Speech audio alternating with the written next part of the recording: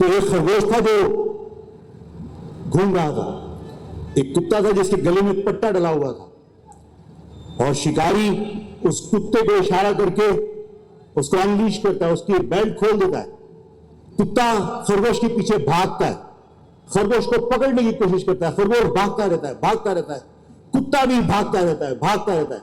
اب جو مثال میں دے رہا ہوں، کسی کو یہ مت سمجھنا کہ میں کسی کو کہہ رہا ہوں، لیکن تم خود سمجھتے ہو کہ کس کو کہہ رہا ہوں۔ کتا بھاگتا رہتا ہے، بھاگتا رہتا ہے، بھاگتا رہتا ہے، آخر میں کتا ہانپ کے بیٹھ جاتا ہے اور خرگوش بھی رک جاتا ہے۔ تو خرگوش سے کتا پوچھتا ہے، خرگوش تیری ٹانگیں بھی چھوٹی ہیں، اے خرگوش تیری جسامت بھی چھوٹی ہے، تیری طاقت بھی مجھ سے کم ہے، میری ٹانگیں بھی بڑی بڑی ہیں، میری جسامت بھی بڑی ہے، میرے اندر طاقت بھی زیادہ ہے، لیکن میں بھاگتے بھاگتے تھک گیا، میں ہمت ہار گیا، تو بھاگتے بھاگتے تھکا نہیں، کیوں؟ خرگوش نے کہا کہ میں اپنی بقا کی جنگ لڑ رہا تھا، تو کسی یہ اشارے پر کام کر رہا تھا۔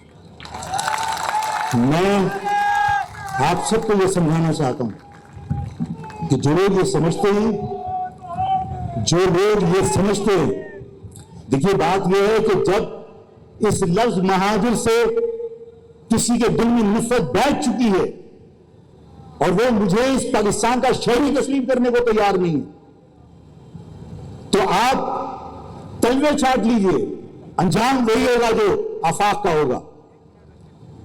اور اس پر بھی میں ایک مثال دے دیتا ہوں، وہ بھی آپ کو خود ہی سمجھ میں آ جائے گی کہ میں کس کو مرغا کہہ رہا ہوں اور کس کو کیا کہہ رہا ہوں۔ ایک مرغا تھا، مالک نے اس کو کسی دوست کے لیے قربان کرنے کا فیصلہ کیا، لیکن تھوڑی محبت تھی اس مرغے سے، تو اس نے کہا کہ میں اس کو ذبح کروں گا، لیکن اس کو ایک چانس دوں گا۔ اس سے کہا دیکھ اگر تو نے کل اذان نہیں دی تو میں تجھے ذبح نہیں کروں گا، ورنہ میں تجھے ذبح کر دوں گا۔ مرغے نے اپنی جان بچانے کے لیے اذان دینے سے گریز کی اذان نہیں دی، لیکن اذان تو گلے میں اٹک گئی نا، اب وہ گردن اوپر نیچے کر رہا تھا۔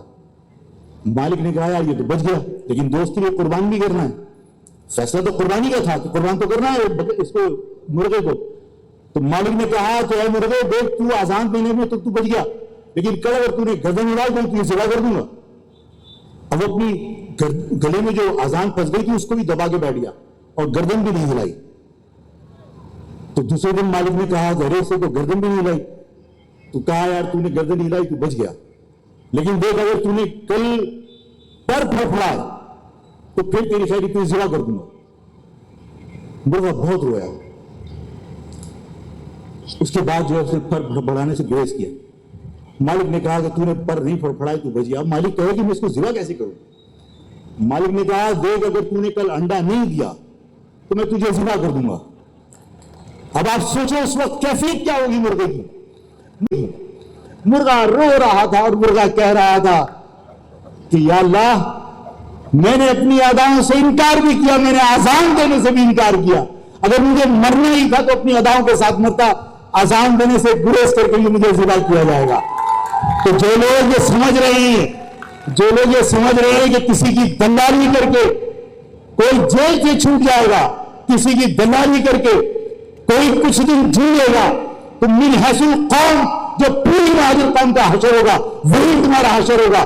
اگر تم سب مل کر ان تمام لوگوں سے جو غاصب قوتیں ان سے مقابلہ کرو گے تو سب بچ سکتے ہیں، سب سروائیو کر سکتے ہیں، سب لوگ عزت کی زندگی گزار سکتے ہیں۔ اور اگر چند لوگ اپنی زندگی بچانے کے لیے فارم 47 کے اوپر خاموشی اختیار کر لیں، اور اگر چند لوگ اپنی زندگی بچانے کے لیے لوگوں کی دلالی کرنے پر اتر جائیں، تو یاد رکھنا مرغے کی طرح پچھتاوا ہوگا کہ ہم نے اپنی اداؤں سے بھی انکار کیا، ہم نے اپنے مہاجر ہونے سے بھی انکار کیا، اس کے باوجود مارے گئے۔ تو دکھ ہوگا، اگر مرنا ہے موت برحق ہے تو اپنے نام کے ساتھ مرو، اپنی قوف کے ساتھ مرو، اپنے نظریے کے ساتھ مرو، اپنی قوم کے ساتھ وفا نبھا کر مرو۔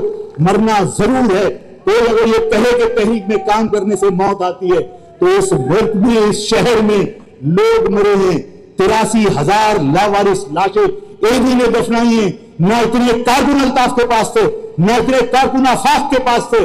اور یہ بات بھی میں آج آپ کے سامنے کہہ دینا چاہتا ہوں اور یہ سوچ کے کہنا چاہتا ہوں کہ آپ باشعور لوگ ہیں، جو بات میں اشاروں کنایوں میں کہوں آپ اس کو سمجھ جائیے گا.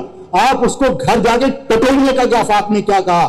اس شہر میں جو قتل ہوئے ہیں اس کا کیا فائدہ الطاف کو پہنچائے؟ نہیں پہنچا. اس شہر میں جو لوگ قتل ہوئے ہیں اس کا فائدہ کیا آفاق کو پہنچائے؟ نہیں پہنچا.